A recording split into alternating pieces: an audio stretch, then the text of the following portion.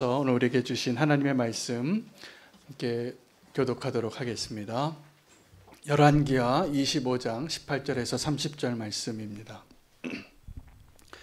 시위대장이 대제사장 스라야와 부제사장 스바냐와 성문 문지기 세 사람을 사로잡고 또 성중에서 사람을 사로잡았으니 곧 군사를 거느린 네시안 사람과 또 성중에서 만난 과왕의 시종 5사람과 백성을 징집하는 장관의 서기관 1사람과 성중에서 만난 바 백성 60명이라. 시위대장 느부사라단이 그들을 사로잡아 가지고 림나 바벨론 왕에게 나아가매 바벨론 왕이 하맛 땅 림나에서 다 쳐 죽였더라. 이와 같이 유다가 사로잡혀 본토에서 떠났더라. 유다 땅에 머물러 있는 백성은 곧 바벨론 왕 느부갓네살이 남긴 자라. 왕이 사반의 손자 아히감의 아들 그달리아가 관할하게 하였더라.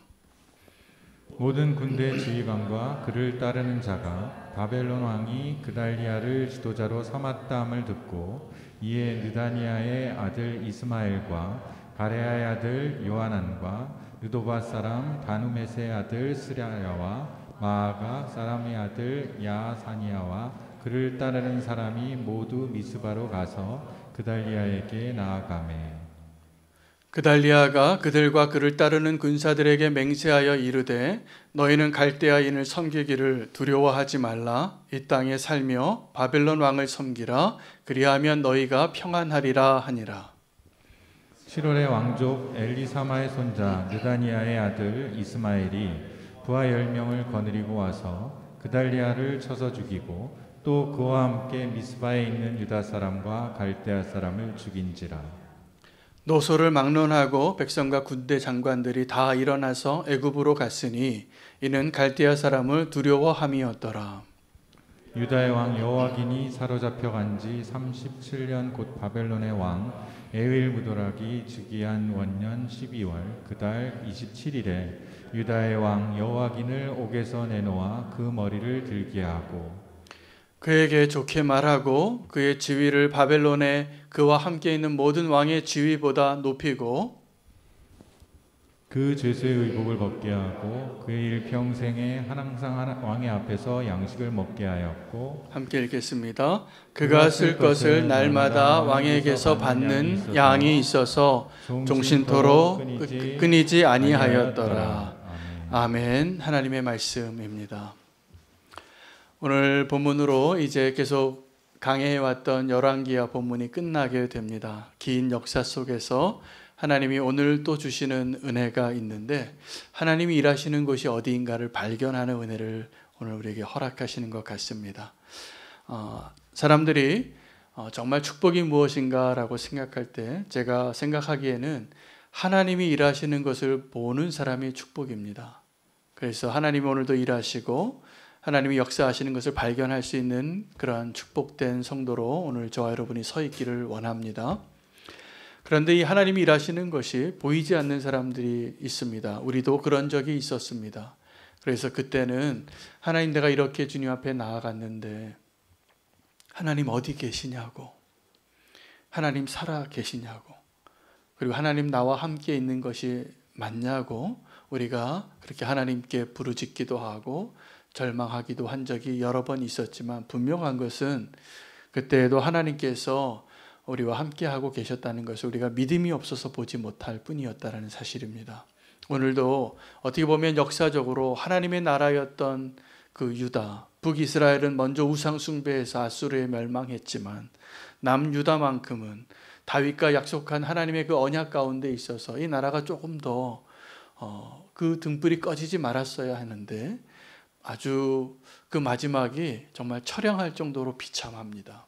오늘 그 역사 가운데는 어떤 내용이 담겨져 있냐 하면 그 마지막 왕이었던 시드기야는 이미 비참한 모습으로 자기의 눈이 뽑히고 마지막으로 보았던 그 장면이 자기의 사랑하는 아들들 죽는 모습이었습니다.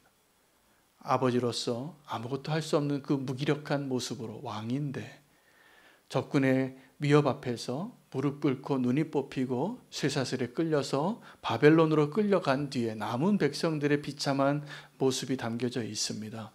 그 가운데, 그 왕궁 가운데, 또 그 성전에서 그래도 마지막까지 그 땅을 떠나지 않고 있었던 사람들의 모습이 기록이 되어져 있습니다. 대제사장 스라야, 부대제사장 스바냐, 또 문지기 3명, 또 내시 1명, 또 시종이었던 5명의 사람, 또 서기관 중에서 1명, 그리고 그 성중에 그래도 끝까지 그 무너진 성중에 남아있으려고 했던 60명의 백성들을 끌고 가서 랍바로 끌고 가서 다 죽임을 당하게 됩니다.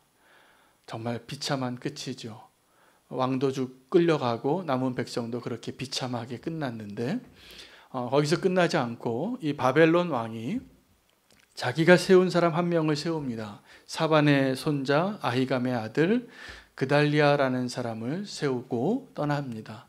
그래서 그 사람들이 그 유대 땅에 남은 사람들, 어떤 사람이냐면 쓸모없는 사람들만 남았습니다. 깍두기 같은 사람들, 정말 쓸모있고 유용한 사람들, 왕족들, 싸울 수 있는 사람들, 똑똑한 사람들 다 데려가고 남아있는 사람들이 흩어져 살고 숨어 있을 때 그달리아가 세움을 받았다라는 소식을 듣고 사람들이 모입니다. 그 모인 장소가 미스바라는 곳입니다. 그 미스바에 모여서 그래도 이 사람들이 한동안 평안한 삶을 살고 그래도 그 지도자의 그 지도력 아래에 그렇게 사람들이 모여서 잠깐 동안이지만 행복한 시간을 보내었습니다. 오늘 이 시기의 내용에 대해서 성경은 3권의 성경이 그 역사를 기록하고 있는데, 첫 번째가 열왕기하이고 또 하나는 역대하가 이 내용을 기록하고 있고, 또 한 권의 책이 예레미야입니다. 근데 오늘 그 본문에 그 마지막에 이 그달리아가 통치하던 그 기간 동안에 역대서에는 이 열왕기하에 기록되어져 있지 않던 하나의 내용을 더 추가하고 설명하는데, 그 내용인 것은 그래도 이 그달리아라는 총독이 괜찮은 사람이었어요. 그래서 우리가 바벨론에게 잘 그래도 굴복하고 우리라도 좀 잘 살자. 그래서 그때의 표현을 어떻게 표현했냐면 포도주와 여름 과실이 심히 많았더라. 다 불타고 이제 아무것도 없는, 그래서 절망 가운데 살아가는 그 사람들을 좀 그래도 모아서 살만하게 만든 거죠. 소망이 있었던 겁니다. 그래서 흩어졌던 사람들이 모였어요. 흩어졌던 사람들 가운데 모인 사람들의 이름이 기록이 되어져 있는데, 여러 사람이 있지만 2사람을 기억하시면 됩니다. 첫 번째 사람은 이스마엘이라는 사람이고, 또 한 사람의 이름은 요하난이라는 사람이에요. 많은 사람들이 이제 흩어져 있다가 모였어요. 군대 장관도 모이고 그래도 유력한 사람들이 피하였다가 모였는데, 이 그달리아가 통치하는 기간 동안에 이 요하난이라는 사람이 어느 날 그달리아를 찾아옵니다. 찾아와서 내가 정보를 입수했는데 이스마엘이라는 자가 암몬 왕 바알리스 왕의 사주를 받고 당신을 암살하려고 하는 것 같습니다 라고 그 정보를 귀뜸해 줍니다. 근데 이 그달리아는 괜찮은 리더였는데 분별력이 좀 없었어요. 그래서 그렇게 암살의 비밀을 알려주는 요하난을 책망합니다. 너는 어떻게 이렇게 신실한 사람을 비난하냐고. 그 사람 그럴 리가 없다고. 그리고 이스마엘을 철석같이 믿고 있다가 얼마 안 가서 이 이스마엘이 자기 사람 8명과 함께 그달리아와 식사하는 그 만찬의 자리에서 그를 죽여버립니다. 그리고 그 죽인 사건이 사실이 3일 동안 알려지지 않아요. 아무도 몰랐어요. 근데 그 사실을 나중에 요하난이 알고 일어섭니다. 그래서 저 이스마엘이 저럴 줄 알았다고 생각하고 일어나니까 그때 미스바에 모여있던 모든 사람들이 누구 편에 서냐 하면 이 요하난 편에 섭니다. 그 소식을 듣고 이스마엘은 자기의 그때 생존해 있던 지도자죠. 그달리아를 죽였던 이스마엘은 암논으로 도망가요. 그랬는데 이 이스마엘이 그달리아를 죽일 때 그달리아만 죽인 것이 아니라 이 갈대아 군사들을 남겨놓고 갔는데 바벨론 군사들까지 같이 죽인 거예요. 그러니 이제 그 이스마엘은 도망갔고 그달리아는 죽었는데 요하난이 남은 백성들과 이제 고민하게 됩니다. 우리는 이제 어디로 가야 하는가? 이 이스마엘이 이 갈대아 군사들까지 죽였기 때문에 그들에게 선택지는 이제 남아 있으면 또 와서 바벨론 사람들이 우리를 심판할 것이고, 갈 곳이 없어서 이제 애굽으로 가게 되는데, 그 애굽으로 모든 사람을 끌고 갑니다. 이 요하난이 이제 남은 마지막 피난처죠. 그 애굽으로 끌고 갈 때 많은 사람들이 함께 갔는데, 그 끌려간 사람들 중에 한 사람의 이름을 우리가 기억해야 합니다. 예레미야가 그때 함께 갑니다. 그 예레미야는 마지막 유다의 멸망과 함께 마지막까지 함께 했던 선지자예요. 대부분 선지자가 이렇게 하나님의 말씀 전하다가 돌 맞아 죽거나 그 끝까지 보지 못하게 되는데, 이 예레미야는 이 유다의 멸망을 마지막까지 보고 눈물의 선지자가 되는 거예요. 여러분, 이 예레미야는 오늘 이 사건의 내용을 예레미야서 41장, 42장에 그대로 기억하고 있는데 좀 더 자세하게 설명하고 있습니다. 이때 그달리아 때 무슨 일이 있었는지 예레미야를 한번 상상해 보시기 바랍니다. 예레미야가 어떤 고난 속에 하나님의 사람으로 살았는가. 하나님의 말씀을 전하는 선지자가, 우리가 하나님의 백성이니까 하나님 우리를 도우시고 저 바벨론일지라도 하나님 우리를 도우셔서 우리는 안전할 겁니다 라는 메시지를 전하면 힘들어도 전할 맛이 날 겁니다. 근데 이 예레미야는 어떤 메시지를 전해야 되냐면, 여러분, 지금 바벨론이 우리를 침략해 봤는데, 우리가 1년 반 버텨봤는데 이게 더 이상 견딜 수가 없는데, 우리가 할 일은 항복하는 겁니다. 그리고 저 바벨론에 끌려가서 70년 뒤에 하나님 우리 다시 보내주기로 했습니다. 이 말을 해야만 했던 거죠. 정확하게 하나님의 계획이었지만 그때 당시에는 이 예레미야의 말을 이해할 수 없고 동의할 수 없는 하나님의 말씀이었잖아요. 그래서 예레미야가 고난을 당하는데 그 구덩이에 빠집니다.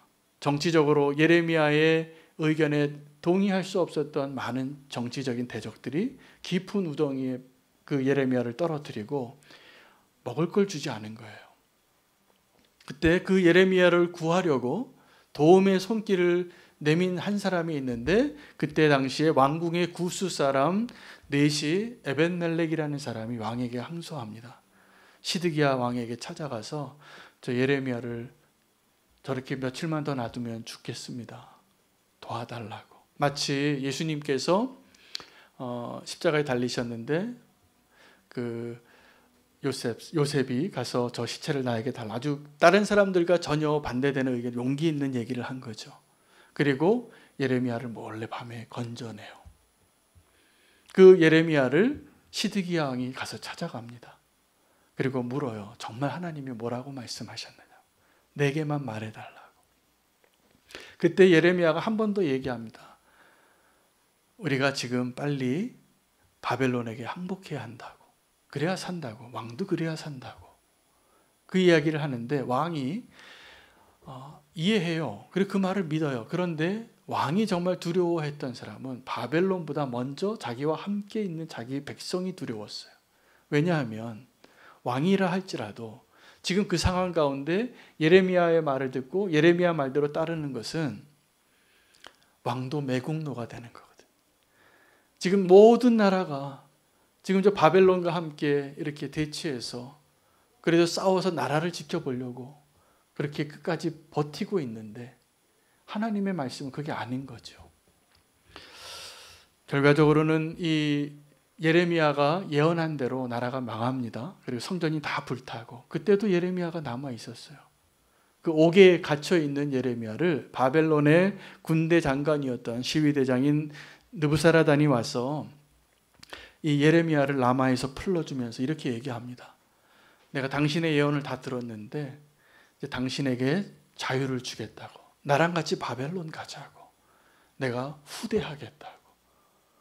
마치 요셉이 출세할 수 있는 것처럼 지금 나라는 망해도 예레미야 입장에서는 어떤 기회가 생겼습니까? 나 하나는 살 수 있는 기회가 생긴 거예요.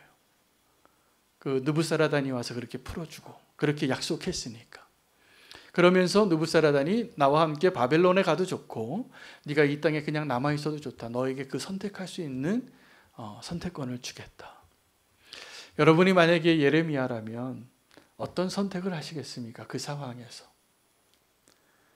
내가 잘 살 수 있고 내가 안전할 수 있고 그 길을 택하겠습니까? 아니면 이 백성들과 함께 멸망당하고 고난당하는 그 길을 택하겠습니까? 예레미야는 이 역대기서에서 왕들의 이야기에서는 나오지 않아요. 그러나 그가 선지자서에서 얘기하고 그는 그때 당시에 영적인 지도자였어요. 그래서 그달리아와 함께 그 남은 유다 땅 예루살렘에 남아 있다가 그달리아가 죽임을 당하잖아요. 그리고 또 그 반역이 일어나고 또 애굽으로 내려가는 그 길까지 예레미야는 끝까지 이 유대 민족과 운명을 같이 하는 놀라운 선지자가 돼요. 그가 이 예레미야의 진짜 위기는, 그리고 진짜 고통은 자기가 육신의 고통을 당하는, 자기 생명이 위협을 당하는 그것이 아니라 이 이스라엘 민족이 앞날이 꺼져가는 그 모습을 끝까지 보기 위해서 갔습니다. 여러분, 예레미야가 정말 눈물을 흘렸던 이유는 이스라엘 백성이 당하는 고통 때문이 아니라 이스라엘 백성이 끝까지 하나님 앞에 순종하지 못하는 그 모습을 보는 게 그를 마음 아프게 한 거예요. 예레미야의 눈물은 그것이 눈물이 아팠지 지금 그들이 당하는 고통, 예루살렘이 불타는 게 고통이 아니에요. 그것을 눈물 흘린 게 아니라 끝까지 하나님 앞에 반역하는 그 유다 민족을 보면서 눈물 흘리는 선지자, 끝까지 쫓아갑니다. 하나님이 그때 그렇게 보내신 거라 믿습니다. 여러분, 우리는 그 예레미야의 선택을 보면서 우리도 둘 중에 하나를 선택해야 합니다. 내가 원하는 곳에 내가 지금 가기를 원하는지, 아니면 내가 있어야 할 곳에 있어야 하는지. 예레미야는 우리에게 그런 혼돈의 시대에 우리가 어떠한 길을 선택해야 하는가를 보여준 선지자입니다. 그는 예언서, 아주 긴 예언서라서 대선지서에 2권이나 썼잖아요. 굉장히 많은 하나님의 말씀을 기록한 선지자이면서 실제로 그의 삶으로 우리에게 주는 메시지가 강력한 선지자예요. 예레미야는 정말 내가 보기에 하나님의 사람이 맞습니다. 끝까지 하나님의 말씀을 기록한 그 예언들을 기록한 것뿐만이 아니라 그의 삶에 있어서 내가 어떠한 길을 선택하고 살아야 하는가, 우리가 성도로서 이 세상에서 어떠한 길을 선택해야 하는가 보여준 사람이더라고요. 엘리야처럼, 엘리사처럼. 엘리야와 엘리사는 하나님의 선지자였지만 글을 남기지 않고 삶으로 남긴 사람들이에요. 근데 예레미야는 글도 남기고 삶으로도 남긴 사람이 분명합니다. 그가 택했던 그 선택이 오늘 저와 여러분에게 울림이 됩니다. 여러분 같으면 그때 바벨론으로 가야 하는가, 애굽으로 가야 하는가를 고민했을 거예요. 그때 예레미야와 함께 있던 모든 유다 사람들은 다 그거 고민했어요. 우리가 어디로 가야 되느냐. 그거의 문제였잖아요. 바벨론이냐 애굽이냐, 우리가 어디 가야 사느냐. 그런데 예레미야는 내가 원하는 곳으로 가야 하는가, 아니면 하나님이 원하는 곳으로 가야 하는가를 가지고 고민한 사람이에요. 그리고 그가 선택한 모습을 보니까 내가 원하는 대로 간 것이 아니라 하나님 원하는 대로 갔고, 내가 있어야 할 곳에 있었고, 그리고 그곳에서 하나님의 메시지를 끝까지 전하는 사람으로 살았던 거예요. 오늘 주님은 우리에게 그런 사람 되기를 원하시는 것 같습니다. 그 사람 되기를 원합니다. 여러분, 하나님이 일하시는 곳이 2군데 중에 하나입니다. 하나는 우리의 원수들 가운데서 하나님이 일하십니다. 그래서 전쟁은 하나님에게 달려있는 거예요. 복수도 하나님에게 달려있는 거예요. 하나님께서 그 원수 가운데 일하셔서 그 원수가 아무리 많아도, 아무리 골리앗같이 커도 하나님이 그 가운데 일하시면 승리를 볼 수 있습니까? 없습니까? 믿음으로 한번 대답해 보세요. 있잖아요. 그렇죠? 하나님 그 가운데 일하시면, 내 원수들 가운데 일하시면 그 원수가 아무리 바벨론이라도 아수르일지라도 골리앗일지라도 하나님은 쓰러뜨리실 분이에요. 그런데 하나님 또 한 군데 일하시는 장소가 어디냐면 내 안에서 일하시는 하나님이에요. 오늘 저와 여러분이 아마 우리도 한번 선택을 할 수 있는 기회를 하나님 주시면 좋겠어요. 예레미야에게 그렇게 주었던 것처럼. 느부사라단이 와서 너 어디로 갈래? 네가 선택하라. 그런데 여러분 어느 곳을 택하겠습니까? 어느 곳에서 하나님이 일하시기를 원하십니까? 원수 가운데서 일하는 하나님 보기를 원합니까? 아니면 내 안에서 원하시는 하나님 보기를 원하십니까? 뭘 원하세요? 솔직히 우리가 기도할 때, 부르짖으며 기도할 때 우리는 다 그걸 원해요. 하나님, 저 하나님을 대적하여 높아져 있는 것 무너뜨리는 것 좀 보게 해달라고. 저렇게 불의한 정권이 있는데, 저렇게 악한 독재자가 있는데 어떻게 그냥 살려두시냐고 기도해요. 저거 좀 무너뜨려 달라고. 하나님이 그 가운데 일하시면 분명히 그 무너지는 날을 보게 될 것입니다. 그러나 정말 우리가 보기를 원하는 것은 하나님 내 안에서 일하셔서 나를 좀 바꿔달라고.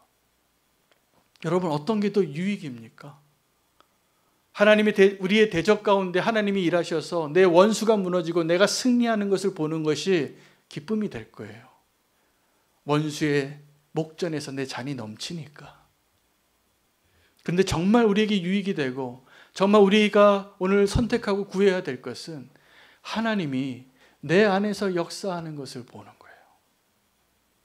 내 안에서 일하시는 그 하나님을 경험하게 해달라고. 그것을 기도하십시오.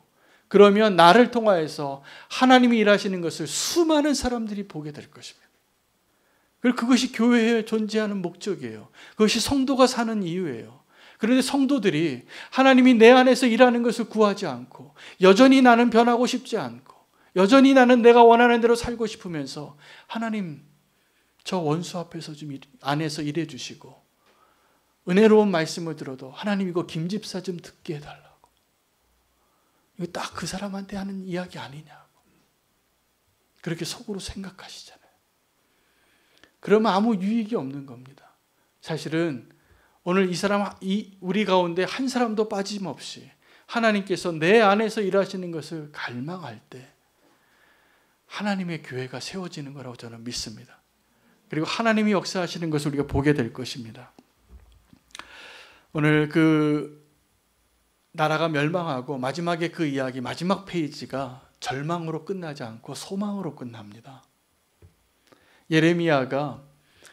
예레미야서가 계속 써지는데 오늘 41장, 42장에 이 그달리아의 사건과 애굽으로 내려간 이야기들을 기록하지만 그 뒤에 열방을 향한 예언을 예레미야가 할 때 하나님이 정확하게 예레미야에게 주신 메시지가 뭐냐면 저 바벨론도 망할 거라는 거예요. 저 바벨론을 하나님이 무너뜨려서 하나님의 도구로 너희를 지금 친 것뿐이고 예루살렘을 다 불태우고 성전을 다 무너뜨렸지만 저 몽둥이를 하나님이 심판하실 것이다. 왜요? 이 예루살렘을 침략할 때 자비를 보이지 않았거든. 그래서 하나님께서 그들의 그 포악을, 이 예루살렘을 짓밟았던 그들에 대해서 하나님이 심판하시리라. 이게 첫 번째 소망이고 또 하나의 소망이 보이는데 여호야긴 이야기예요. 여호야긴 왕은 시드기야 바로 전의 왕인데 3개월 통치했습니다. 끌려갔어요. 그리고 그의 삼촌이었던 시드기야가 다시 왕이 돼서 11년 통치하는데 11년 전에 끌려갔던 그 여호야긴이 37년 만에 하나님께서 고개를 들게 하시고 왕의 자리에 회복시키시고 가장 그 바벨론이 다 점령했던 식민지 국가들의 왕들 가운데 가장 높은 자리에 앉게 하고 그가 잘 먹고 잘 살았더라. 이게 그 마지막 장의 페이지예요. 소망이 없는 것 같지만 이 여호야긴 왕의 회복은 여호야긴 왕이 다시 한번 회복이 되어서 잘 전대받고 잘 먹고 잘 살았다 이야기 한 개인의 이야기가 아니라 사실은 여러분 이 여호야긴 왕이 37년 만에 복귀가 되어졌는데 70년에서 37년을 빼보세요. 앞으로 33년을 더 살아야 하는 거예요. 포로로. 하나님께서 그들에게 소망을 주려고 그 포로 기간의 그 정점에 작은 소망의 회복의 역사를 그 포로로 끌려갔던 그 왕의 한 인생을 통하여서 보여준 겁니다. 이 여호야긴은 그래서 여러분께 역대서나 열왕기서나 다 마지막 페이지에 이 여호야긴 이야기로 끝맺음을 했다는 이야기는 무엇을 의미하는 것일까요? 그들의 왕들의 이야기, 그들의 역사를 기록하게 된 시작이 이유가 바로 이 여호야긴 때문인 거예요. 그들이 절망한 가운데 포로 가운데 신음하고 살다가 여호야긴 왕이 그렇게 다시 회복되어지는 것을 보면서 깨달은 거예요. 우리의 왕들이 어떻게 무슨 일을 했는지. 그래서 왕들의 역사를 처음으로 다 기록한 게 열왕기 상하예요. 그것이 역대기 상하예요. 역사를 다시 한번 소망으로 바라볼 힘을 갖게 된 거죠. 그리고 33년 뒤에 스룹바벨이 일어나고 에스라가 일어나고 느헤미야가 일어나고 회복의 역사가 시작이 되어지는 거예요. 이 여호야긴이 없었다면, 그 소망의 불빛을 보지 못했다면 그들은 그냥 식민지에서 내가 하나님의 백성인 것을 다 잊고 바벨론 사람 되어서 그냥 살았을 거예요. 누구는 좀 잘 살고 누구는 계속 비참하게 살고. 그렇게 살지 말라는 거였어요. 하나님께서 내가 너희와 함께하고 있으니 그것을 기억하라. 어디서요? 바벨론 땅에서요. 여러분, 그 이스라엘의 역사 가운데 이스라엘이 가장 하나님의 뜻 안에서 하나님의 백성답게 살았던, 그래서 하나님과 함께 가장 친밀한 기간을 살았던 기간이 언제냐 하면 모세와 함께 광야를 살았던 40년이고 포로로 끌려간 그 바벨론에서의 70년이에요. 그때 진짜 이스라엘이었어요. 아무것도 없고 다 빼앗기고 그 황량한 땅에서 하나님만 붙잡았기 때문에 하나님이 하나님 아닌 다른 것으로 많이 축복해 줬습니다. 다윗에게, 솔로몬에게 가장 잘 나가는 그 영광을 보고 스바 여왕이 찾아와서 하나님의 영광을 고백하게 했었을 때도 있었어요. 그거 다 무너졌다는 거예요. 이제 그들에게 남은 건 그 다른 이 땅에 있는 다른 영광은 다 빼앗기고 하나님밖에 없을 때 하나님이 그들을 다시 살리는 그 일을 시작하셨다는 걸 그들이 깨달은 겁니다. 여러분, 이 바벨론에서 하나님이 그들 가운데 행하신 일이 무엇인지 아십니까? 내가 하나님의 백성이 맞구나. 하나님이 내 안에 일하고 계시는 것이 맞구나. 그것을 붙잡고 깨달을 수 있는 저와 여러분 되시기를 바랍니다. 제가 신방을 가게 되면 두 가지 질문을 항상 해요. 이미 신방을 받으신 분도 계시고 앞으로 받으실 분도 계실 텐데 제가 동일하게 이 두 가지 질문으로 먼저 예배드리고 말씀 전하기 전에 묻는 질문이에요. 첫 번째 질문이 두 분 어디서 만났냐고, 어떻게 만났냐고. 그 만남이 너무나 소중해요. 거기에 사연이 다 있어요. 그 얘기를 대답하시는 분도 있고 대답하지 못하시는 분도 있는데 그 얘기 대답하려면 지금 내가 별로 드러내고 싶지 않은 내 가정사, 개인사 다 얘기하셔야지 돼요. 제가 그거 물어보려고 묻는 거예요. 그럼 다 얘기해 주시더라고요. 정말 그래서 기쁜 일을 함께 기뻐하고 마음 아픈 일을 함께 아파하고 이렇게 말씀을 전해드렸을 겁니다. 또 하나의 질문, 두 가지 질문. 두 번째 질문은 언제 주님을 만나셨냐고. 이건 더 중요한 만남이에요. 내가 지금 이 아내를 만나고 남편을 만나는 일이 없으면 이 가정이 시작도 못했겠지만 내가 주님을 만난 그 사건이 언제인지 모른다면 아무리 교회 오래 다녀도 마당 뜰만 밟고 지나간 거예요. 하나님이 그 분의 인생 안에 일하신 게 아직 없는 거예요. 그 질문에는 하나님을 꼭 만나시라는, 그리고 만났다면 지금 내가 어디쯤 가고 있는지를 아시라는, 우리가 주님을 만나고 광야를 지날 때가 많아요. 이게 정상이에요. 그리고 이게 축복이에요. 왜냐하면 그래야 하나님 일하시니까.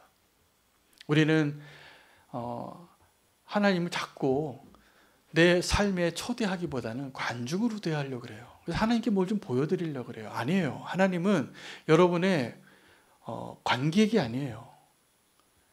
여러분의 주인이세요. 그래서 여러분 안에 들어오셔서 그 가운데 여러분의 삶 안에서 일하는 게 수지 맞는 거지.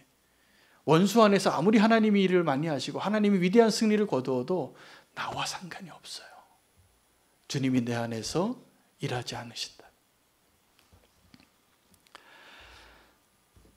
저는 우리는 교회가 건물을 세우는 교회가 아니라 사람을 세우는 교회가 되기를 시작부터 그렇게 기도했고 지금도 그 일을 행하고 계신다고 믿습니다. 근데 그 일이 가능하려면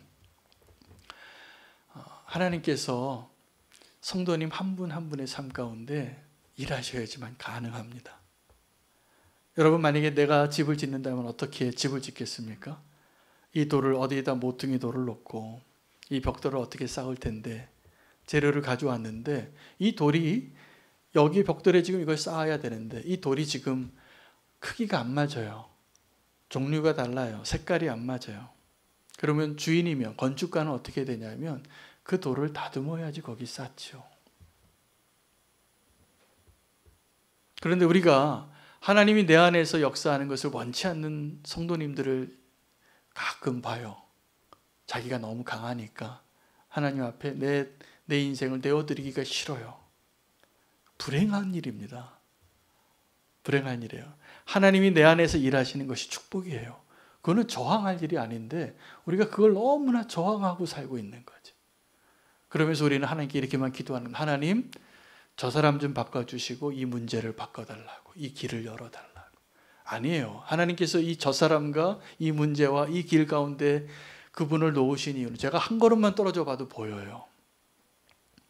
하나님이 그분 안에 일하시려는 거였어요. 근데 그분이 그 자리에서 인정하고 예레미야와 같이 그 자리를 택하고 있으면 하나님이 일하실 텐데 어떤 분들은 그것을 거부하고 딴 데로 가시더라고요.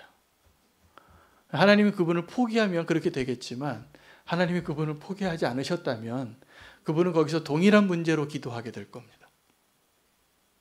그걸 바꾸셔야지 돼요. 그래서 하나님 피해가지 마세요. 요나도 한번 피해봤잖아요. 그러니까 다시 그 자리에 오게 돼 있는 거예요.